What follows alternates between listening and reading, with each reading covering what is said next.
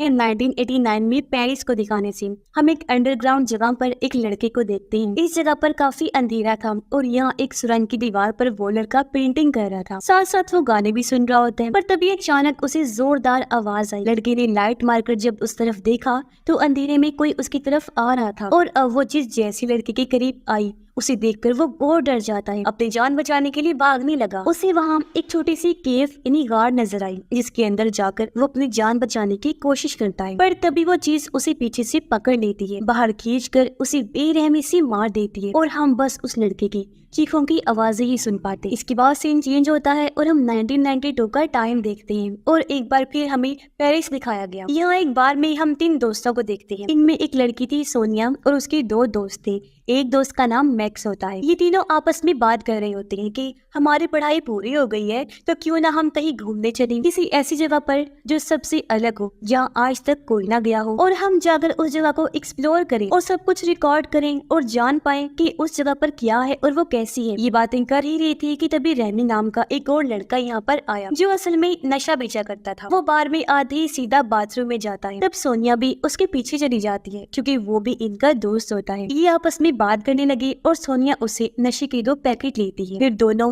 कल होने वाली पार्टी के बारे में बात करने लगती हैं। जिसके बाद सोनिया और उसके दोनों दोस्त घर जाने के लिए निकलते हैं क्योंकि तीनों का एक दूसरे के अलावा कोई नहीं था, इन तीनों की ही फैमिली थी। पर हम देखते हैं कि 2 आदमी इनका पीछा कर रहे हैं जो बाहर से इन पर नजर रखी हुई थी। पर इस चीज से अनजान वो लोग घर आकर सो जाते हैं। तभी सोनिया देखती है कि वो लोग इनके घर घुस आए हैं और एक आदमी इन्हें मारने लगता है जबकि दूसरा सोनिया को जान से मार डालता है। पर तभी अचानक सोनिया की आंख खुल जाती है। वो काफी घबरा गई पर ये सोचकर उसे तसल्ली होती है कि थैंक गॉड ये सपना था और वो फिर से सो जाती है। अब अगले दिन तीनों दोस्त अच्छे से तैयार होकर पूरी तैयारी के साथ निकल पड़ते हैं क्योंकि ये अपने प्लान के मुताबिक किसी जगह पर जा रही थी उसे एक्सप्लोर करने, और मैक्स सब कुछ अपने कैमरे में रिकॉर्ड कर रहा होता है। थोड़ा दूर चलने पर इन्हें रेमी दिखाई देता है जो भी इनके साथ जा रहा था और ये लोग आगे बढ़ जाते हैं। रेमी ने बताता है कि एक मेट्रो स्टेशन है जिसके पास ही एक टनल सुरंग है, उसके नीचे एक अंडरग्राउंड जगह है जहाँ बहुत सारी सुरंगे और केव्स हैं, तो हम वहाँ जाएंगे एक्सप्लोर करने। जिसके बाद ये लोग आगे बढ़े और एक सुरंग से होकर गुजरते हैं। यहाँ मैक्स रेमी से पूछता है कि जिस अंडरग्राउंड जगह पर हम जा रहे हैं वो सेफ है ना, वहाँ कोई खतरा तो नहीं, और वो जगह देखने के लायक है भी या नहीं। रेमी कहता है यार वो जगह अच्छी है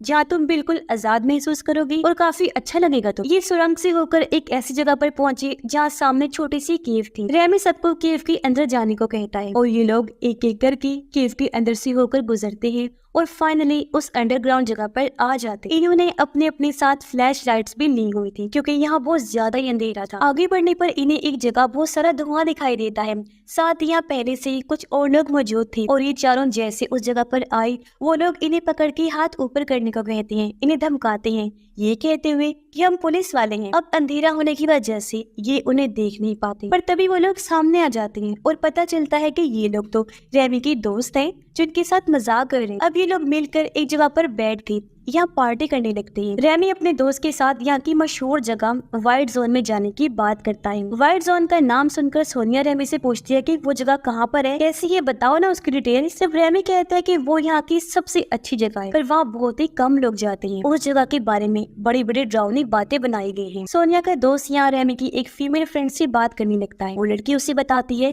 कि मैं यहाँ सिर्फ इसलिए आई हूँ क्योंकि मेरा भाई यहाँ खो गया है जिसे मैं ढूंढने आई हूँ, बाकी मुझे इस तरह की जगह पर आने का कोई शौक नहीं है। तब सोनिया का दोस्त भी उसे अपने बारे में बताता है कि मैं भी अपने मॉम डैड के साथ नहीं रहता और मेरी फैमिली सोनिया और मैक्सी। अब सोनिया इन दोनों को बात करते हुए देखकर खुश हुई, इनकी वीडियो बनाने लगती। जिसके बाद ये चारों लोग आगे की जगह को एक्सप्लोर करने के लिए निकल जाते हैं। अब रेमी के पास एक नक्शा था जिसे देखकर ये लोग आगे बढ़ रहे हैं। नक्शा देखकर रेमी इन्हें बताता है कि हम पेरिस की सबसे बड़ी बड़ी बिल्डिंग्स के नीचे हैं। अब जब ये लोग आगे बढ़े तो इन्हें कुछ लोगों की आवाजें आने लगी जो सुनकर ये चुप हो जाते हैं। जिन लोगों की आवाजें थी उनमें से एक बाहर आकर वहाँ टॉयलेट करने लगता है। ये देखकर उन चारों को बहुत बुरा लगा और वो उस आदमी को धक्का मारकर भाग जाते हैं, पर वो लोग इन चारों का पीछा करने लगे और आखिरकार इन्हें पकड़ लिया जाता है। ये एक गैंगस्टर्स का ग्रुप था जो लोग काफी खतरनाक थे। वो इन चारों के साथ काफी बुरा सलूक करने लगे। इनका हेड सोनिया के पास आकर उसे बालों से पकड़कर मारने लगता है। फिर वो सोनिया को छोड़कर तीनों के पास आकर उन्हें मारने लगता है, पर सोनिया गन लेकर उन लोगों पर तान देती है। वो फिर हेड के कान पर गोली मार देती है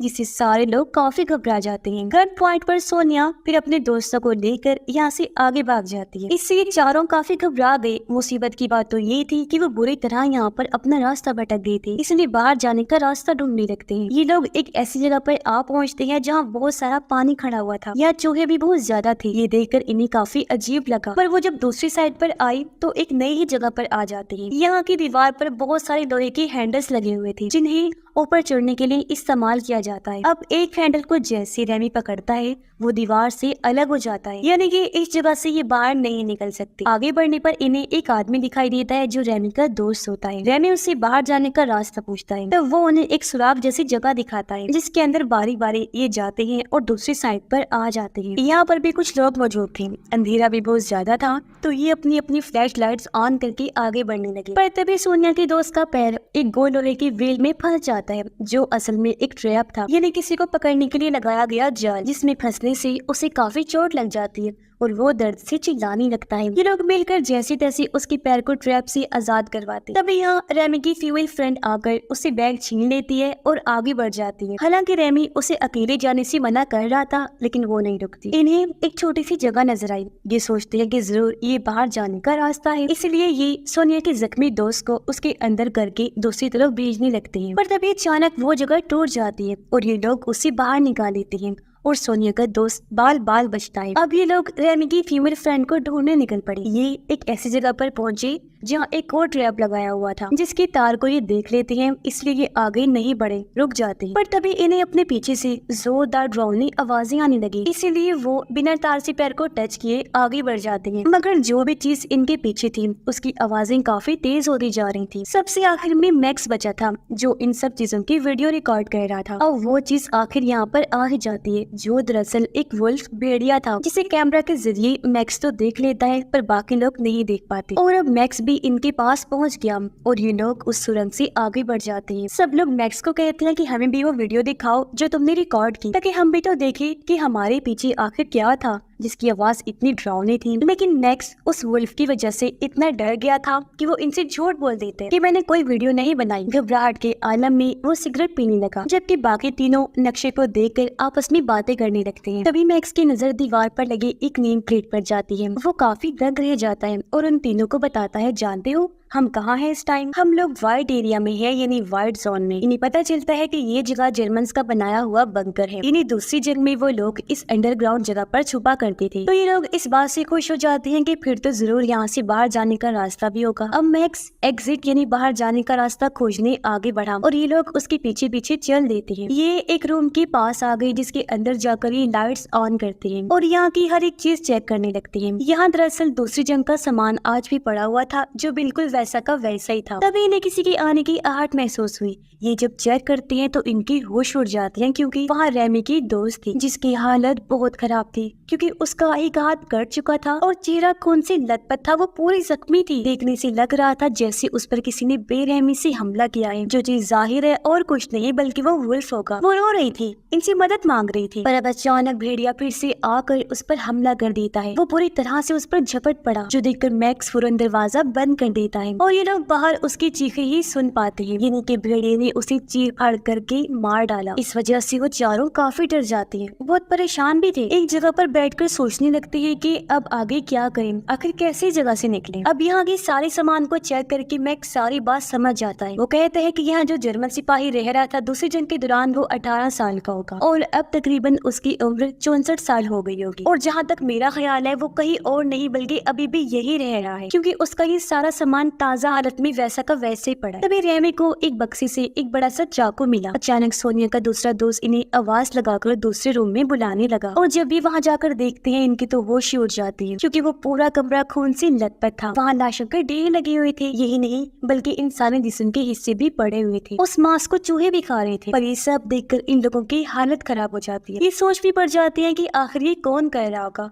और यहाँ पर चल क्या रहा है। वो ये सोच रही थी कि तभी अचानक वुल्फ की आने की फिर से आवाज आती है और ये लोग भागने लगते हैं। वुल्फ ने इनको देख लिया था और वो इनका पीछा करने लगता है। ये लोग जैसे तैसे भागकर एक दरवाजे की दूसरी साइड पर आ जाते हैं। सोनिया का दोस्त दरवाजा तो बंद कर लेता है। एक जगह से वुल्फ ने उसका पैर पकड़ लिया। वो उसका पैर काट कर अलग कर देता है। ये देखकर तीनों दोस्त जैसे तैसे उसे बचा लेते हैं और अब इनकी नजर वुल्फ पर भी गई जो बहुत भयानक लग रहा था। तभी अचानक एक सीटी बजने की आवाज आती है और वुल्फ वहाँ से भाग जाता है, जिसके बाद ये लोग उस दोस्त को अंदर एक रूम में लाकर लिटा देते हैं। वो बेचारा दर्द में था, काफी दुख के साथ अपने पुराने टाइम को याद करने लगता है। सोनिया और एमी बात कर रही थी कि हमें अपने उस जख्मी दोस्त को यही छोड़कर जाना चाहिए। इस हालत में हम उसे कैसे लेकर जाएंगे अपने साथ। उनकी ये सारी बातें उस दोस्त ने भी सुन ली थी। वो काफी दुखी हो गया, रोने लगता है, पर ये उसके पास आकर उससे भी ये बात बता देती है कि तुम परेशान ना होना, हम तुम्हें लेने जरूर आएंगे। जो कहकर वो उसे अलविदा कहते हैं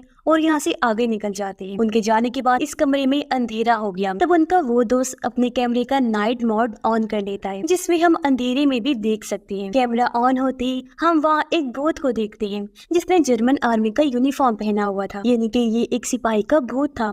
और वो सोनिया के दोस्त पर हमला करके उसे मार देता है। वो तीनों जब जा रही थी तो तभी वो जर्मन सोल्जर का भूत उनके सामने आ जाता है। उसका चेहरा इन्होंने देख लिया था और ये लोग डर के भागने लगते हैं, पर अब वो जर्मन भूत भी इनका पीछा करने लगता है। लेकिन तभी अचानक इनका ध्यान नहीं रहता और रेमी का पैर उस तार वाले ट्रैप से टकरा जाता है, जिसमें फंसकर वो ब्लास्ट हो गया, यानी कि फट जाता है और उसकी पूरी तरह मौत हो जाती है। सोनिया और मैक्स जो जिंदा बच के थे काफी घबरा जाते हैं कि हम 4 में से बस 2 ही रह गए हैं। ये लोग अब उस सुराग जैसी जगह के पास जाते हैं जहाँ से ये इस तरफ आए थे। ये देखकर काफी डर जाते हैं कि वो जगह तो बंद कर दी गई है। ये बॉम्ब फेंक कर उस होल को खोलने की कोशिश करते हैं, मगर इनका बॉम्ब उस जगह पर ब्लास्ट ही नहीं होता। और अचानक सोल्जर का भूत भी इनके पास आ गया। उसे देखकर मैक्स उससे लड़ने लगा, मारने की कोशिश करता है, लेकिन वो भूत ही मैक्स को मार डालता है। तभी बॉम्ब भी फट गया और होल खुल जाता है। तब उसके अंदर जाकर सोनिया दूसरी तरफ चली जाती है। वहाँ आकर सोनिया बहुत सारी लाशों को देखती है। डरी तो वो पहले भी हुई थी, लेकिन अब उसकी हालत और खराब हो जाती है। लेकिन जैसी तैसी खुद को संभालते वो आगे बढ़ गई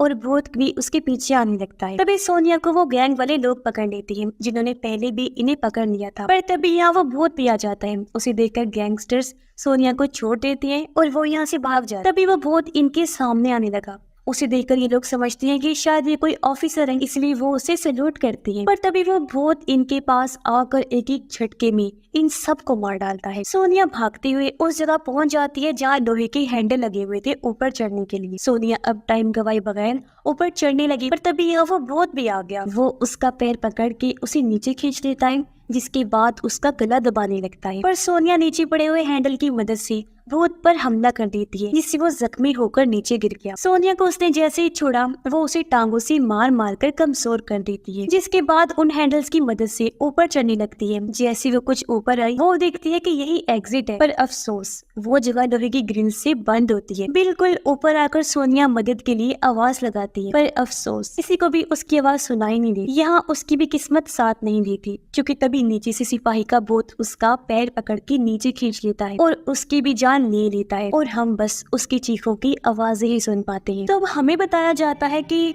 उन तीनों दोस्तों को क्या पता था कि वहाँ जाने के बाद कभी लौट के हम वापस नहीं आएंगे, हमारी मौत हो जाए। अब उन्होंने इंजॉय करना ही था तो कहीं और चले जाते। उन्हें इस जगह के बारे में कुछ भी पता नहीं था और वो यहाँ एक्सप्लोर करने आ गई, जो इनकी सबसे बड़ी गलती थी और इनकी जान लेने की वजह बनी। तो ऐसे किसी भी चीज के बारे में जब तक आपको पता नहीं होता वो काम नहीं करना चाहिए। अब करें बात उस सोल्जर की, वो दूसरी जंग में वहीं फंस गया होगा और बाहर निकलने का रास्ता उसे नहीं मिला, तो यही रह कर उसकी मौत हो गई और फिर वो बन गया एक भूत, जो यहाँ आई लोगों पर हमला करता है और उन्हें खा कर ही अपनी भूख मिटाता है। और बस इसी भयानक एंडिंग के साथ ही ये कहानी भी इधर ही खत्म हो जाती है।